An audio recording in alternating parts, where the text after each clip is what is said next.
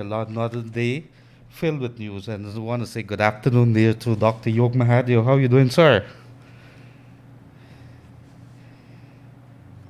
Apparently, Yog is sleeping. So in the meantime, well, I think he had a very long night, and last night I missed that very exciting program there. He had but four guests, I think it is, three, four guests. Anita Arjun was one of them.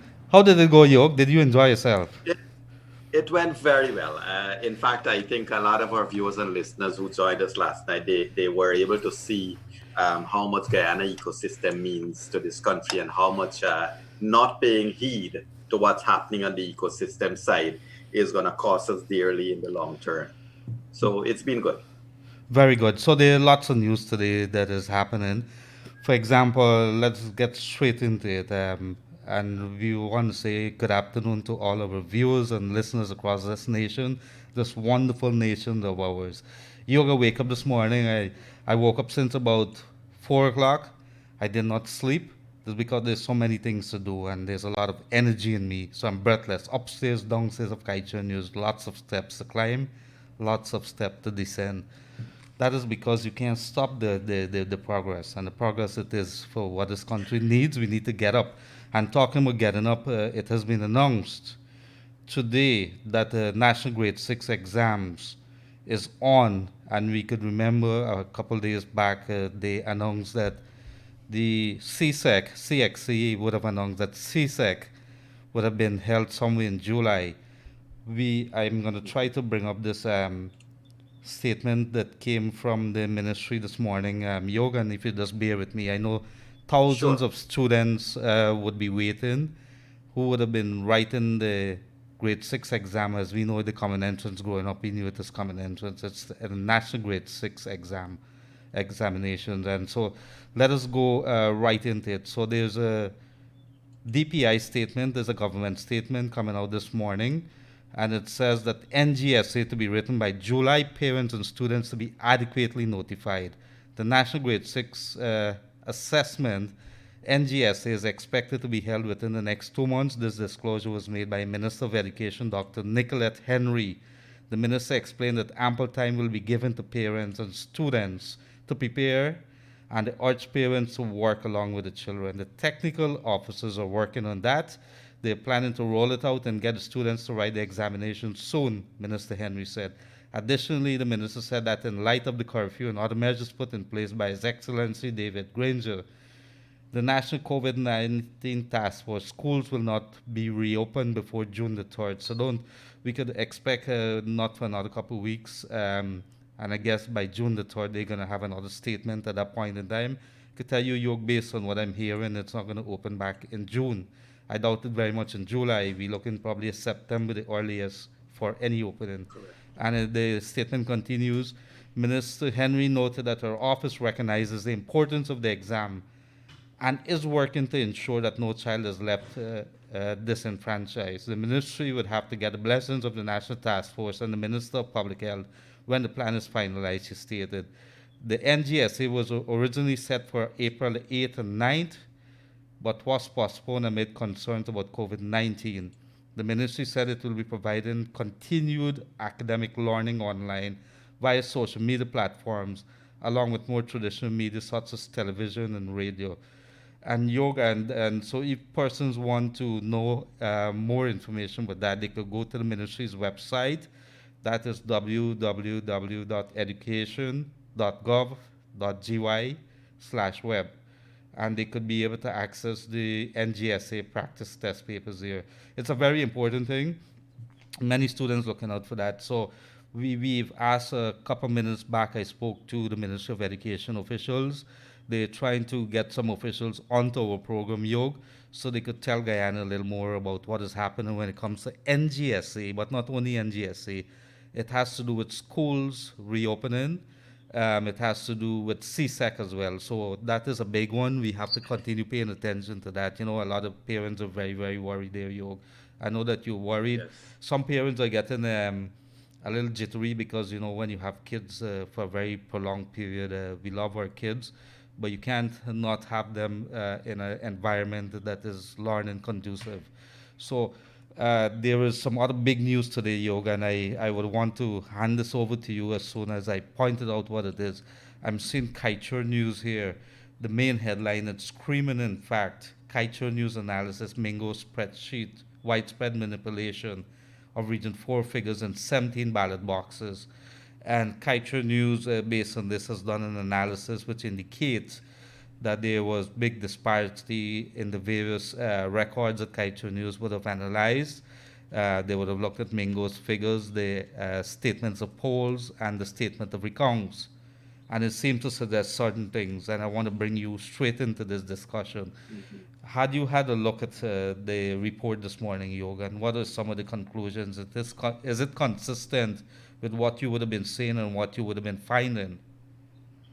Yes, it is very consistent with what we have been seeing. I think Kim Hawking did a fine job here, and Kaicher News, of course, has done a great job in bringing this to the people. So to summarize it, we have Kaicher News has taken just 17 boxes, just 17, 1-7, Mm-hmm. 17 boxes. And out of those 17 boxes, they would have found that Mingo subtracted 331 votes from the PPPC and added 778 votes to APNO AFC. Now, the question, among everything else, Leonard, is the question of where did these 778 persons come from? Are these the dead persons? Are these the ghosts? Are these the persons who they now claim have not been in country to vote? I don't know. But it is amazing that 778 votes could come out of thin air. And everybody on the APNO AFC side of the electorate is ignoring this fact, and they're deflecting from Mingo's statement. You can do all you want, Leonard, but you cannot deflect that Mingo attempted to make a declaration creating 778 votes if one were to just look at 17 boxes. And remember, Region 4 has a long way to go as yet. This is just a little example of what is at stake here. Mm-hmm. Mm-hmm. I heard you say Mingo's figures, and we always say Mingo figures. I ask you what I would have asked you yesterday in the last couple of weeks. Are we concluding that this is all Mingo's doing? This is Claremont Mingo, returning officer, District 4. Well, I would say yes, by virtue of the fact that Madam Claudette Singh has undertaken to do a statement of recount, which means that the statement of recount supersedes everything else. And these figures that Mingo now is infamous for are, put aside. I mean, nothing can look. If one were to take into perspective what David Patterson said a couple of days ago, that he feels the GCOM should still proceed with announcing or making a declaration using Mingo's figures. Now, when we're looking at this a couple of days after, and you're seeing that there's been so much tomfoolery going on with the votes, that one has to wonder now, Leonard, that GCOM, no matter what you say, no matter who says what, they cannot now use Mingo's figure, can they? I mean, this is absurd, but it is in your face. It's as real as it could possibly get. But then that raises another specter, and I want to say, if this, for some odd reason or some reason or the other, the recount is not completed, what happens then? What is the scenario? Well, it throws everything into a real quandary, because now, with the partial recount completed, Leonard, one can see that you cannot, there is no way you can use Mingo's figures as a declaration. And the truth is that the moment the chairman swore in an affidavit to undertake the recount, it means she basically put aside that Mingo declaration. So there is no declaration. And this is why you would find that Basil Williams et al. Would have recanted his earlier position and has said that the recount is now the legitimate way forward. Well, let's see what that happens today. I think the additional 2 counting stations, they started operations. Do we have any indication so far how that has been happening, whether it's smooth flow, what is it?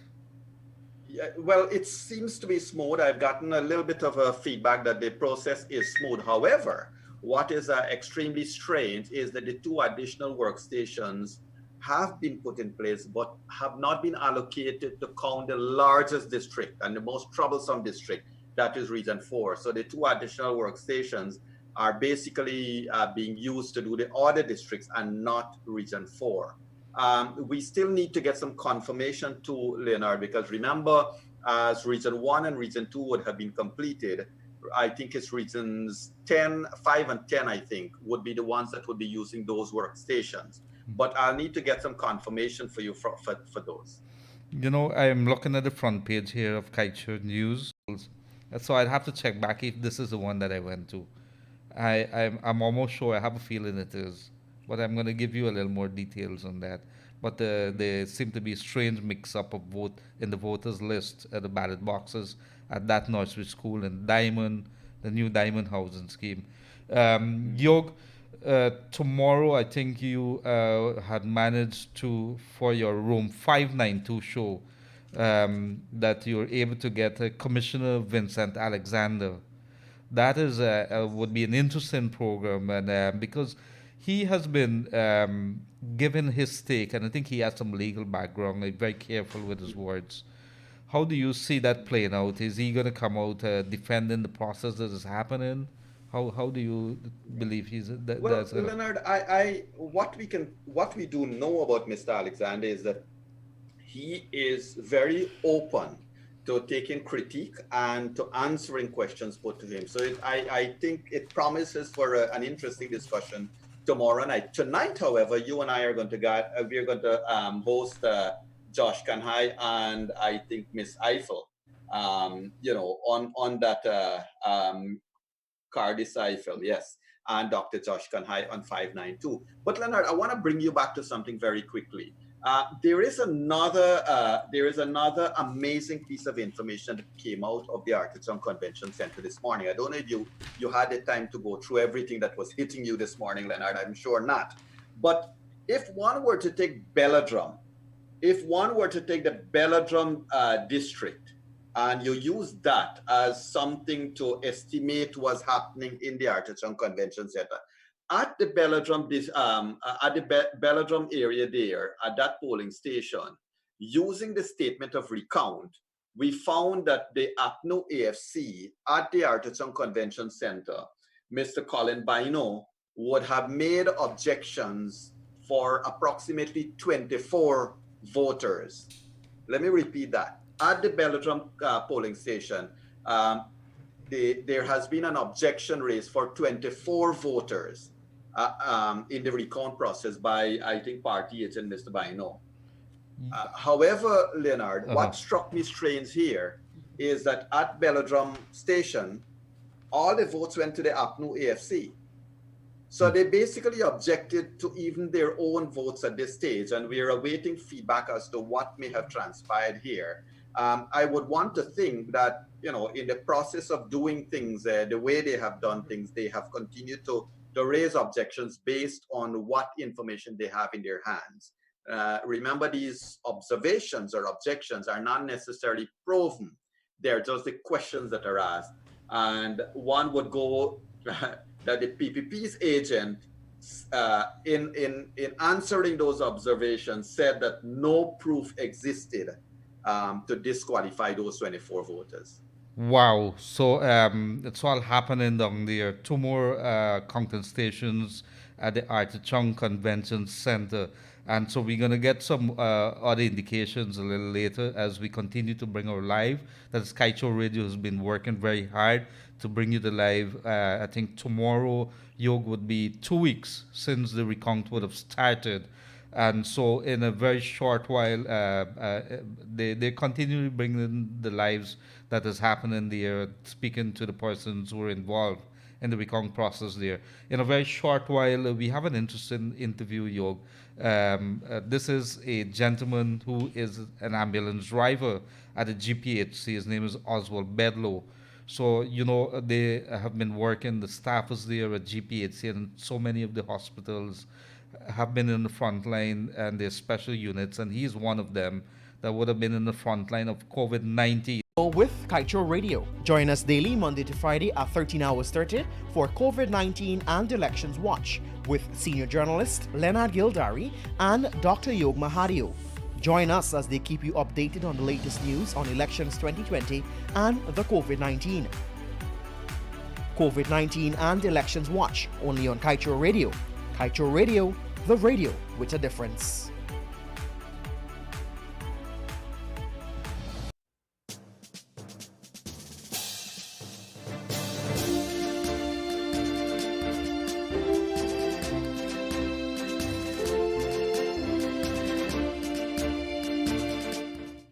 Good afternoon. Welcome once again to the special edition of Elections and COVID-19 Watch. I'm here, Leonard Gildarie, with, of course, my co-host, my colleague, Dr. Yog Mahadeo, and we're back with you. And what we're going to tell you is that there's major developments happening in the convention center, where the recount is in full swing. It's going to be 2 weeks tomorrow since it would have started. Well, the 2 weeks end today, as a matter of fact. And so we continuing. And while that's happening, the clock is ticking. 25 days. There's 2 more boxes. They have not say that is the Guyana Elections Commission whether there's any intentions to lengthen the number of days. What we do know is that they put 2 extra counting stations. Whether that is going to quicken the process. Yog, at the top, have you done a calculation how much they need to do per day? Let's assume they don't add any additional days to that 25 to see what they would need to do per day in order to reach the 2,339 boxes to be counted. Well, Leonard, it's day 14. Don't forget, it's day 14. So if you take, out of the 25, you got 11 days, 11 days to go. There is no way with an additional 2 stations even that you're going to get close to the number. Tonight, I guess when we talk to Josh and Miss Eiffel, we can also discuss all of this. But I was eagerly looking forward for, and you were too, eagerly looking forward for, any statement coming up from things, and we could probably go through it pretty quickly. They said that they would have green-lighted the return of Koma Chan's body, and you would have known that he left, that union leader would have left in February. He was ailing. He is the president, or was a president, of the Guyana Agriculture and General Workers Union, GAU, the biggest sugar union. And he was ailing for some time, went to Cuba, and then the borders, we closed our airport and borders. He died, and then his body was left stuck over there with his wife. And so they were asking to be back here. However, the government did not give permission until yesterday. The government has also given approval for several stores of courts, Furniture Giants courts, to reopen so they could collect payments. People were complaining of difficulties in making payments, and of course, courts could be calling you. There were several persons, including the students from Trinidad, the Yugodan students. And so they've been given permission to come back too. And of course, the cruise ship passengers, the workers rather, from Guyana who were left stuck and who wanted to come back home. The government says you can't use a ship to come in, but we could probably see some way of getting you back on a flight here. So this afternoon, Yog, we jump straight into it. We have our guest online connected with us. His name is Oswald Bedlow, and he's an ambulance driver at the GPHC. Very important man. How are you doing, Mr. Bedlow? I'm here with Dr. Yog Mahadeo.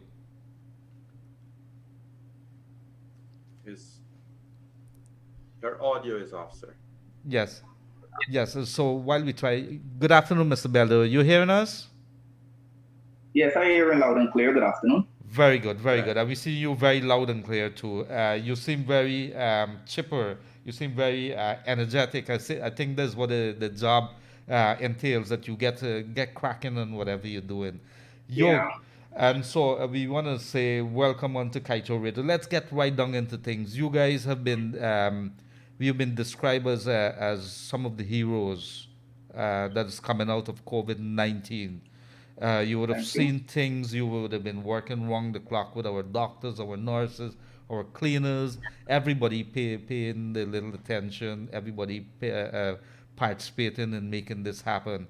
I saw a statement, an interesting statement yesterday, Yog, from the Diamond Hospital, from the RHO, I think Dr. Quincy Jones, and he is a regional health officer for Region 4. And he would have been defending what would have been happening at the Diamond Hospital. They're saying, this is something that is entirely new to us, the COVID-19, and so we have to adapt as it comes along. You're dealing with people, you're dealing with the absence of resources, a whole bunch of stuff. We had to create entire new facilities within this short while to accommodate everybody. Mr. Bedlow, how has it been for you? You've been on the ball for the last couple of weeks, right? Yeah, correct. How has it been in terms of working round the clock? How long you been in it?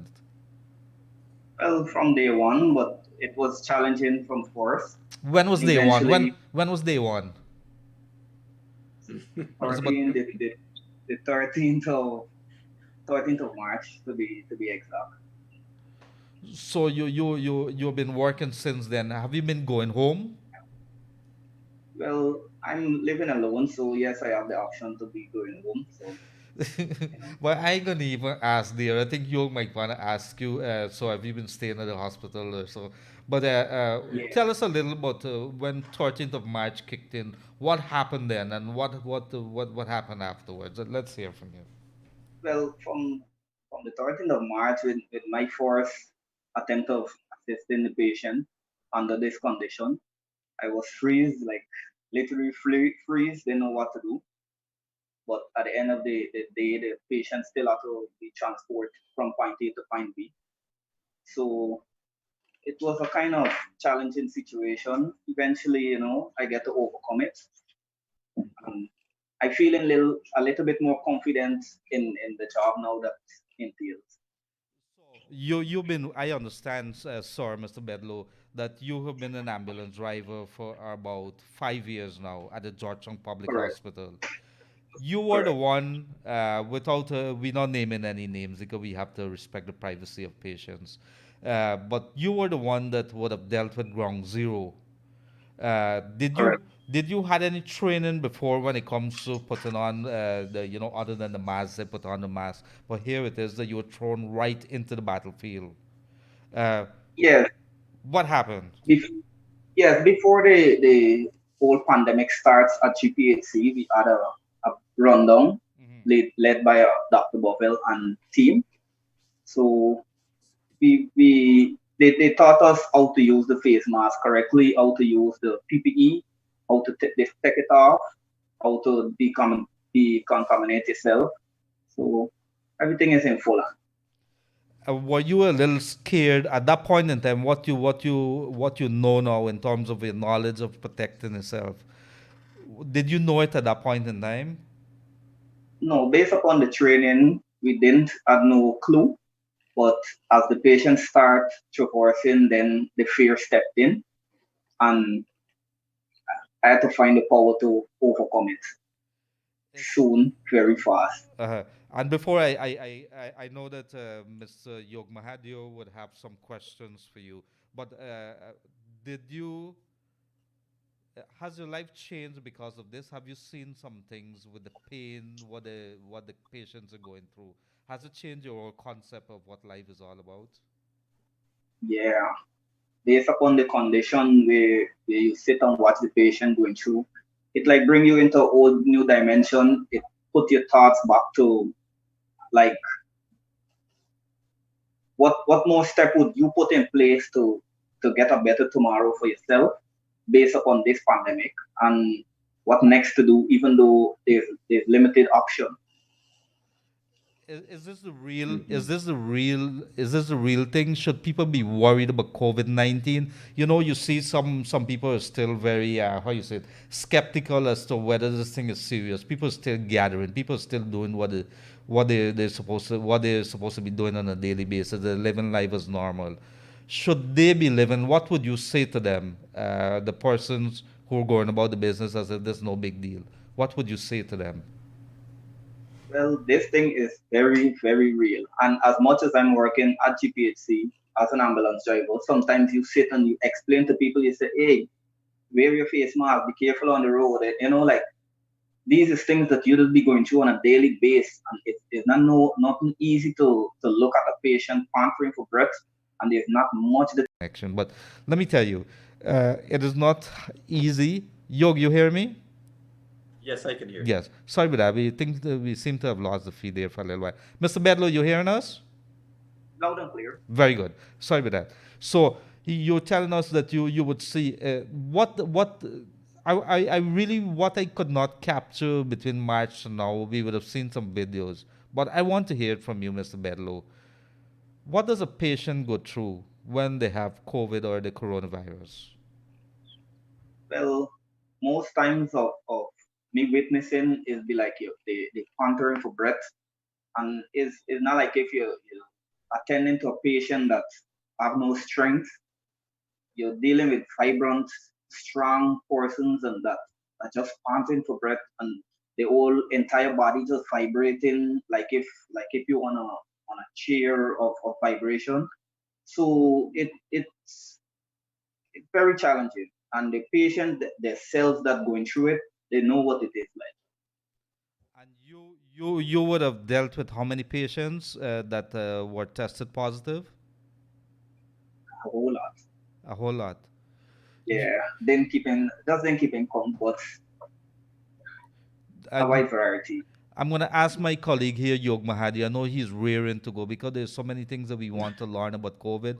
There's been a tight lid on this entire affair. You're not hearing people really talking, but we know that people are suffering. Yog, I think you have some questions for Mr. Bedlow. Yeah, Oswald, good to talk to you, man. And I just want you to know that you and your colleagues, you guys are always in our prayers because you're out there, you're facing all the dangers there is.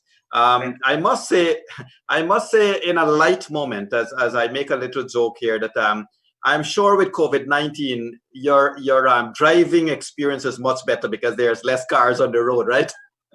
Yeah. But still, at the same time, you still got to look out for those who are looking out for you because a lot of drivers, like they realize that the traffic will be less, they still not seeming to stop at the junctions. So you still got to put in your thoughts so that you stop before they end up into you. All right. So with regards to COVID-19, Oswald, have you been fearful for your own personal safety? What precautions you take as a driver? Have you had the cause that you had to come out and give your physical help to dealing with any patient? Yeah, many times, very often. Because in order for you to get the work done, I think it needs hands. And if you just look at the person that's doing the job and you don't lend the helping hand, then it just get the work a little bit more difficult and tough on the team that actually works. So in order to get the work done, I think to me that I always lend a helping hand in order to get the work done. So many times. And I guess that also you want to get the work done from the perspective of speed too, because a patient who is in your ambulance is probably in critical condition, and the faster you help, the faster that person gets the care they need, right? Correct. Yeah. So Oswald, tell me your mindset when you're transporting a passenger that is suspected of any communicable disease, not just COVID-19, but any communicable disease. What's your mindset and how do you are on the road every day? What would you tell the drivers of Guyana to do to help you get what you need to get done? Well, in order to, with a question like this, I would tell the drivers in general that even though an ambulance come in your way without a siren, you should give them way to pass because not every ambulance that pass without a siren means they doesn't have patient inside. Mm-hmm. Sometimes you only drive with a beacon light if the patient is like not an emergency. But at the same time, you wouldn't want to be stuck in the traffic with the patient. And sometimes, even though you're stuck in the traffic with the patient and you put on the siren at that particular moment, they just seems to be like, oh, because you're stuck, you put on the siren. It's not because you're stuck, you put on the siren. It's because the patient is in the ambulance and you're trying to proceed, with a smooth flow, avoiding the siren and the scattering of drivers. Because sometimes when drivers hear siren, they panic a lot and they stop in the middle of the road and giving you a tough decision in which angle to put your vehicle, whether to go forward, side, so On a daily, Understood. go ahead, Yeah, yo. go on, Leonard. Yeah, I Go want on. to ask you, what are your hours like during the day? How long do you work? normally we work at 8 hours, but Uh-huh. based upon this pandemic at the moment, we doing a 12 hour so that we could able to cover and back our colleagues as well. Have you ever slept at the Georgetown Public Hospital during this last couple of weeks? Yeah, and many times. Okay. And I want to ask you Right. something personal before, and this is very important. You have been dealing with scores of, and so he has sometimes been sleeping there at the Georgetown Public Hospital. So I want to ask you, Mr. Bedlow, I'll be back with you. Could you tell us about some of your relations? Have you grown close maybe with some of the patients? When one would have died, we have 10 persons would have died. Did you develop any kind of relationship with them that it would have really hurt you when you would have seen them passed away? Well, based upon being a driver, you don't really get to be that close with the patient only in the process of transporting. So after you transport, then the nurse take over of their duty, likewise the doctor, and so you won't be the one. It has been a very, very tough time. I'm not sure. What are some of the things that you're thinking there when it Well, comes to the work of our yeah, frontline people? right. Oswald is back with us. But Oswald, I want to say you can hear me, right? Yes, sir. Good. So one of the things that I think is very real and apparent, Oswald, is the fact that you are. People normally look at you guys that, okay, you're an ambulance driver. But one of the things here, Leonard, is Oswald is not just an ambulance driver.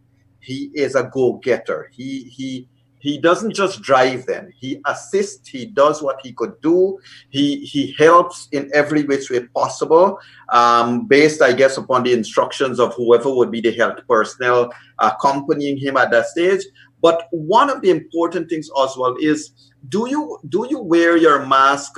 Do you ensure that you're protected when you go to any potential communicable disease, patient with communicable disease? Yeah.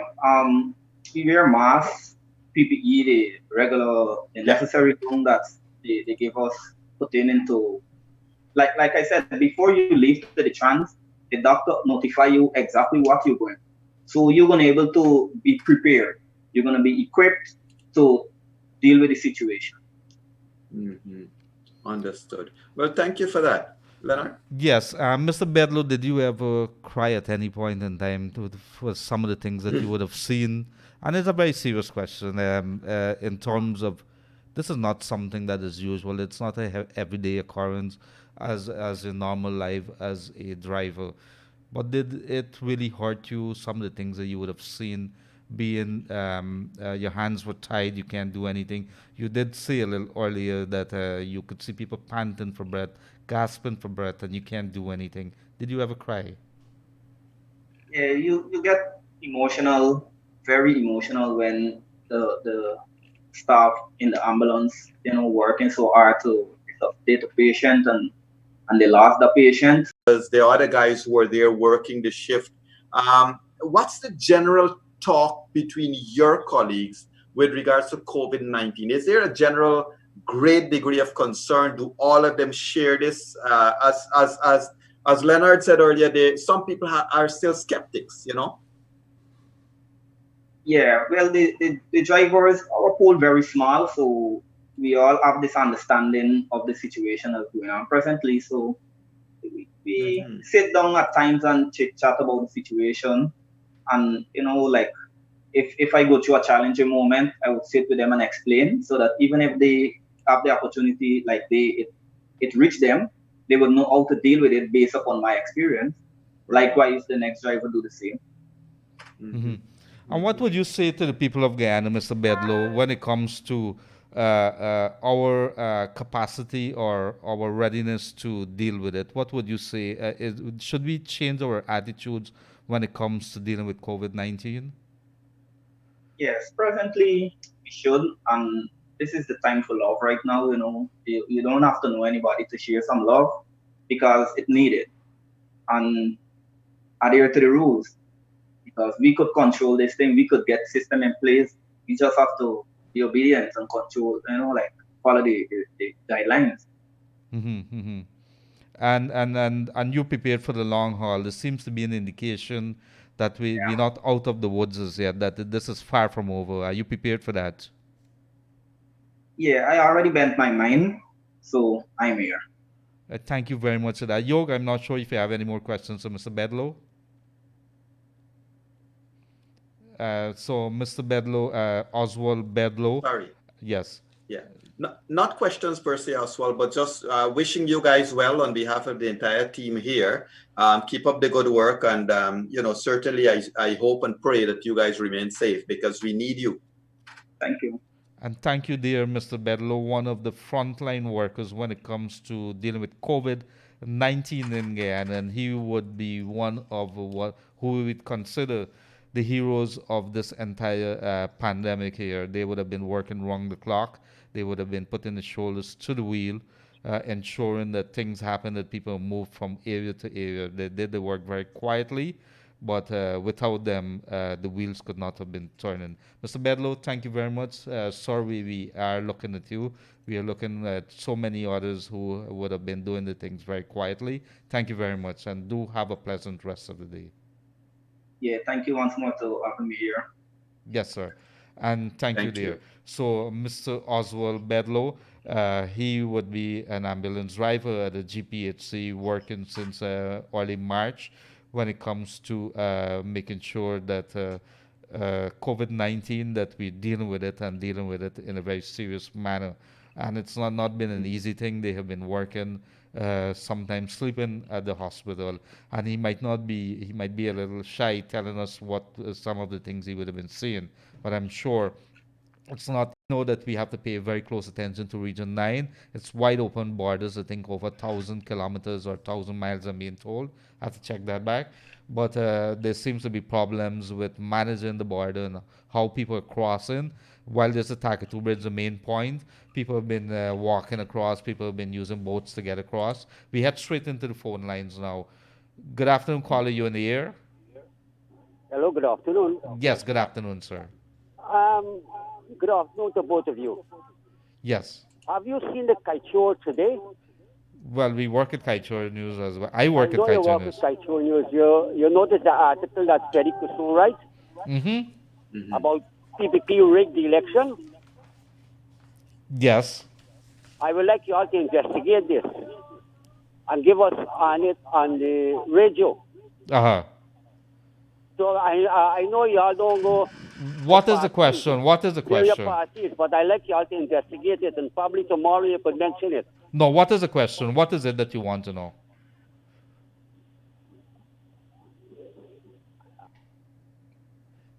So the caller is asking, he wants us to investigate Freddie Kissoon column.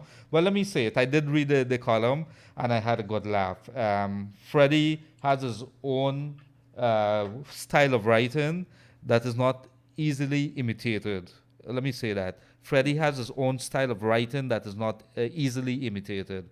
That being said, it's an entire column that is filled with satire, or it's a satirical column, meaning it's spoken fun but has a very serious message. Yog, your thoughts on it? Did you read it?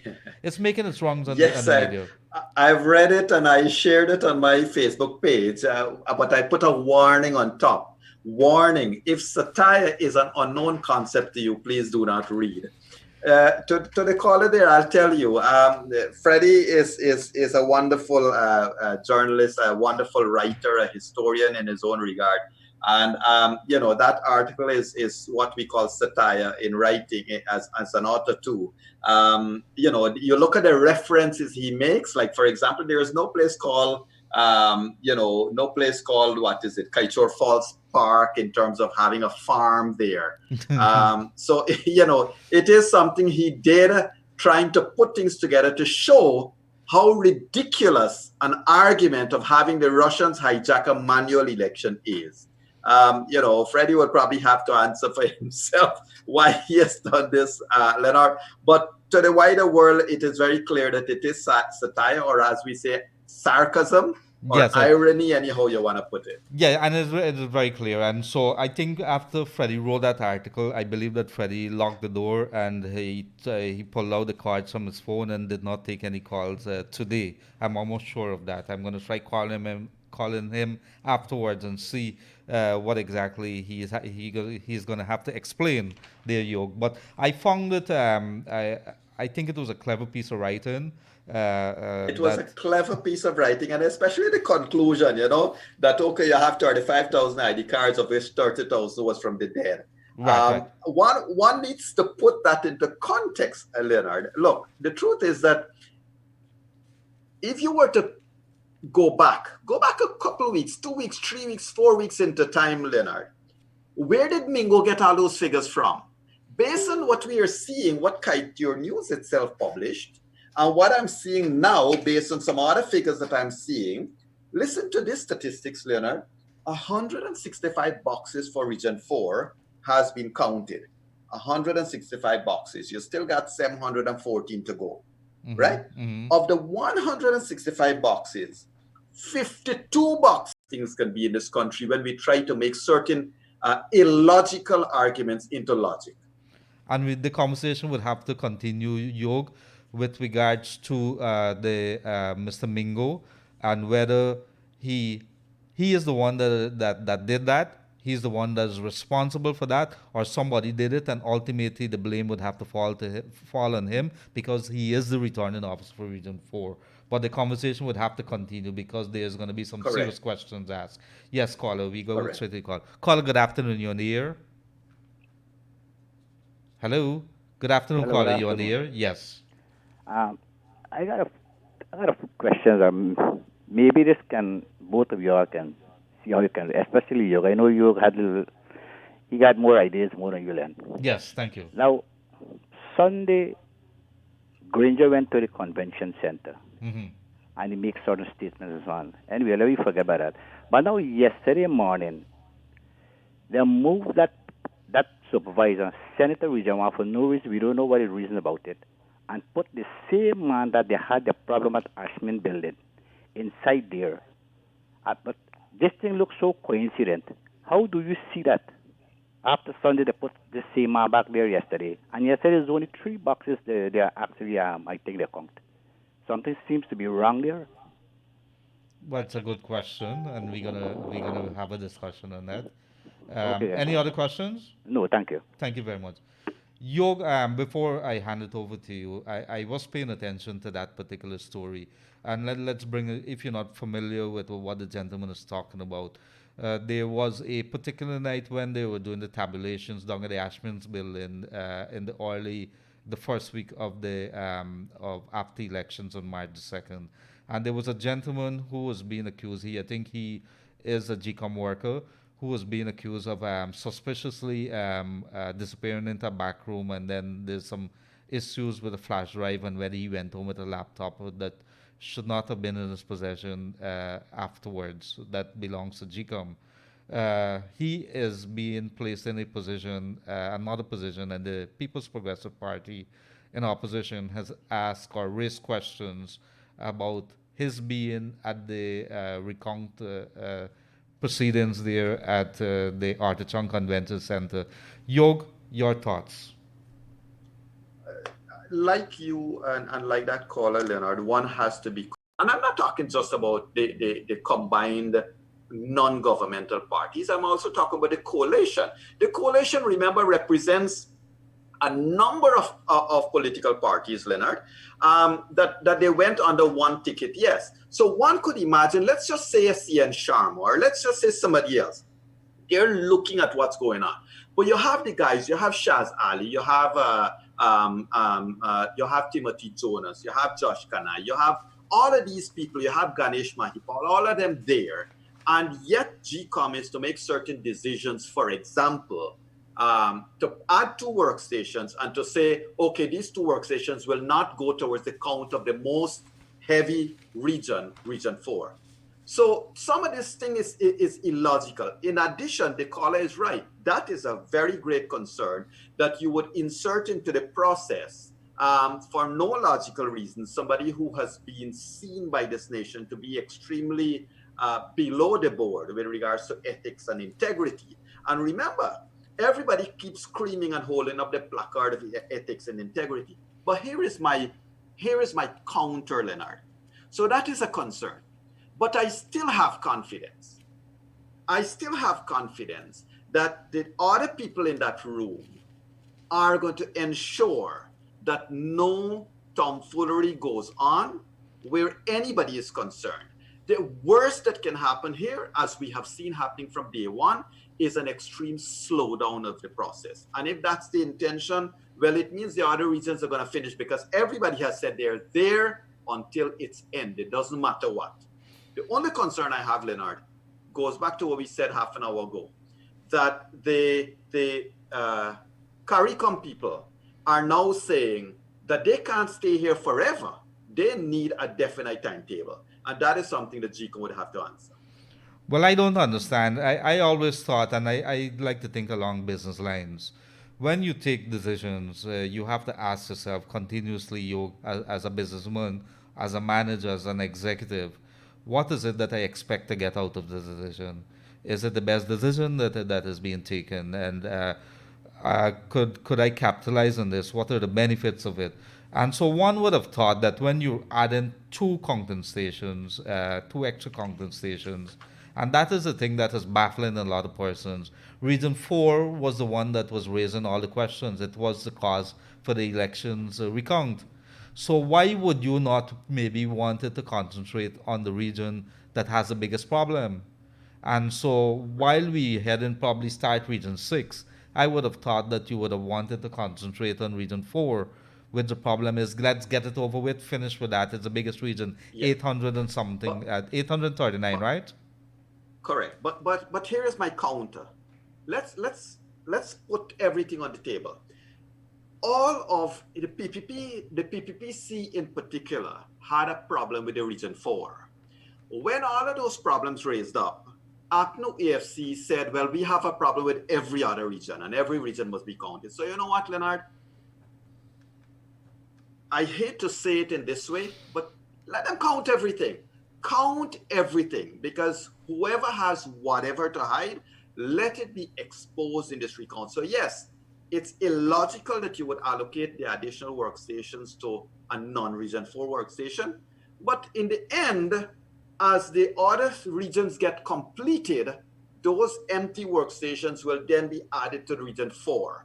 In other words, everything is going to be completed just like it was on March, whatever it was, and Region 4 will be left for last. And maybe that's one of the ploys here, because it's that time that everything will start to fall apart again. We hope not. I'm being devil's advocate in saying that. I hope things go the way it is. But I must tell you this. Regardless of who does what, regardless whether this gentleman is good or bad or whatever, we can only judge him based on what we saw happening. But every one of those persons in the room will have to sign the statement of recount. So he can't do anything on his own. He is being watched by many other persons, including his own party agents. So if it's his party agents that went and added and allowed dead people to vote and allowed migrants to vote as they are now claiming, well, now it comes to a stop. Now everything is being exposed. What I would be interested in, Yog, is was it the secretary that made the decision on the 2 counting station, or the GCOM, the commission itself? I don't know. I would presume that it is the commission that directs the secretariat. I would be interested to know what were some of the comments of the various commissioners when it comes to the decision to put the 2 counting stations to do anything else but Region 4. I would like to know what it says, Gunrad say, what did Vincent Alexander say. Of course, those things are secret, those deliberations and so on, but it would be interesting to ask them. Maybe we could ask, says Gunrad, what did you do when the issue or the decisions were being taken? to allocate the 2 extra counting stations to regions other than Region or District 4. So I think we have another caller online. Let's go to that. Caller, good afternoon. You're on the air. Hi, good afternoon. Good afternoon, sir. Is it Sky Show News? Yes, it's Sky Show Radio. Are you on air? Yeah, I'm trying to get on to the program with Yog and Yes, you're on air. You're with us. Leonard Gildarie. Yes, sir. I've been listening to your program for so many times. What I am questioning is the diversity of your program. From time to time, I've been watching your program. Yeah, from time to time, I've been watching your program. Yes. And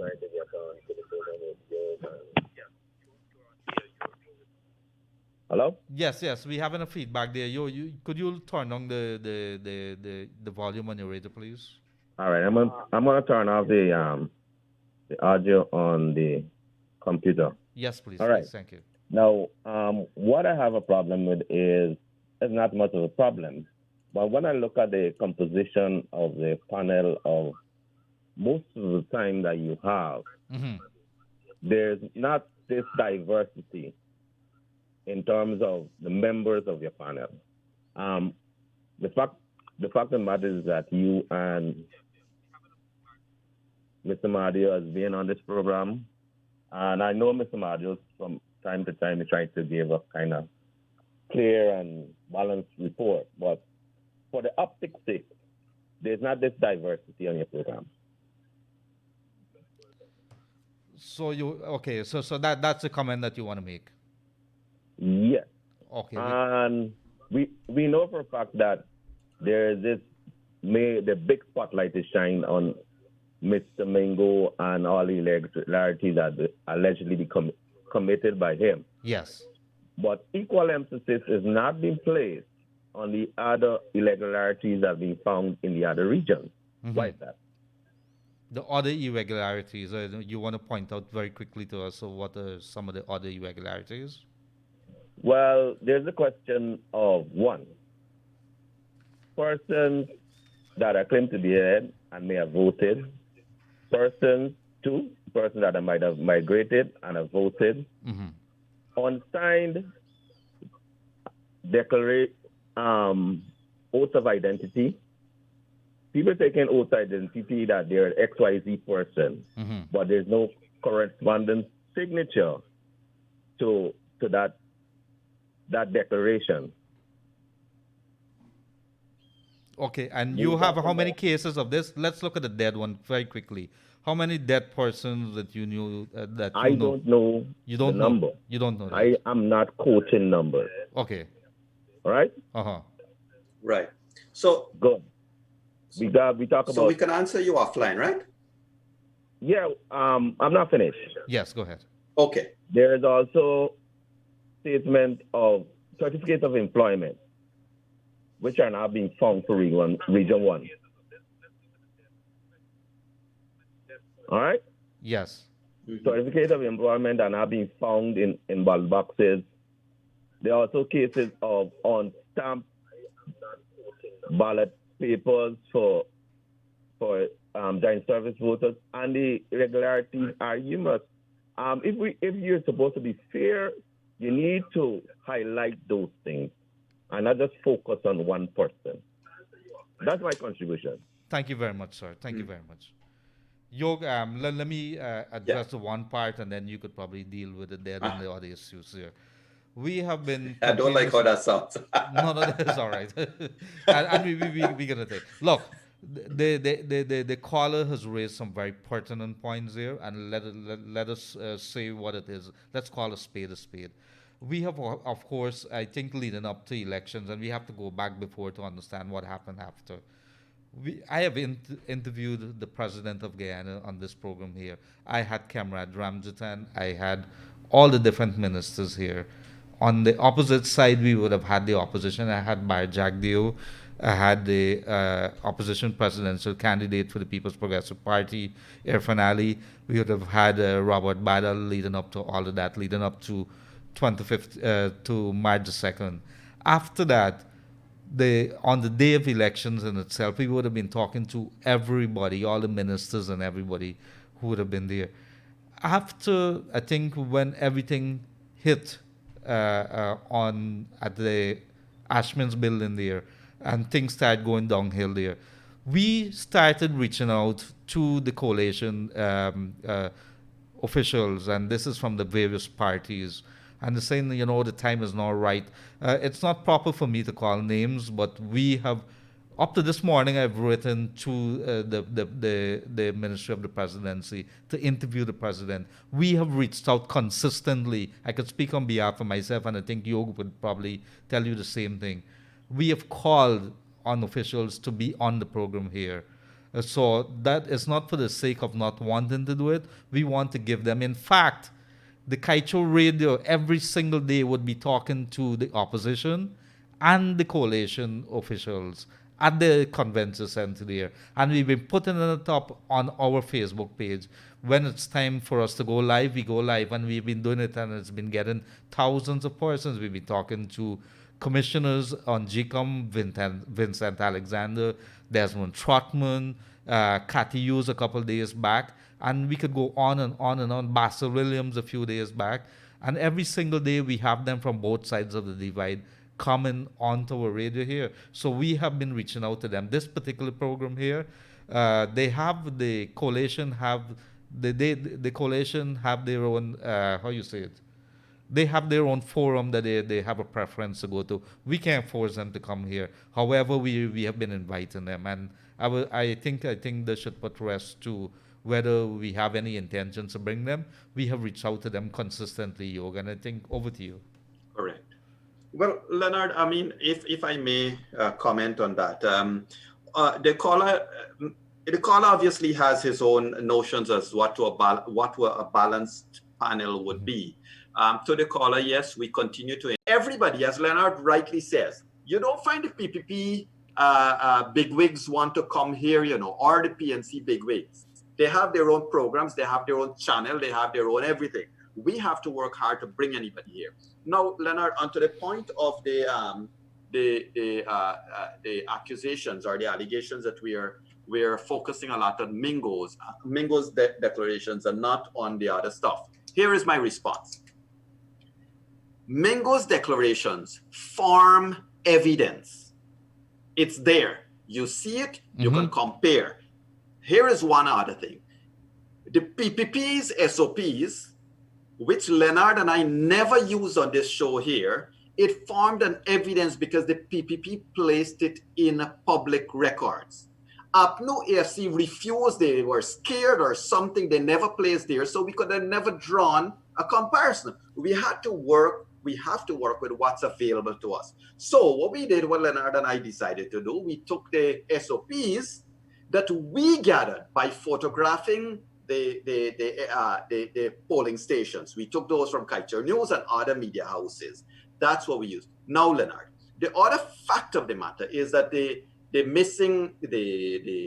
missing sequence numbers, GCOM said they will make a decision. Until that decision is made, we cannot litigate, we cannot discuss that matter because a decision has not been made. We don't know whether it is true or whether it is false. This is why Leonard and I have consistently been calling on this program that Madam Chairman needs to come out and talk to the public, because what's happening, Leonard, every day, Commissioner Gunraj, Commissioner Alexander, the politicians in GCOM come out and they make statements to drum up their own party support.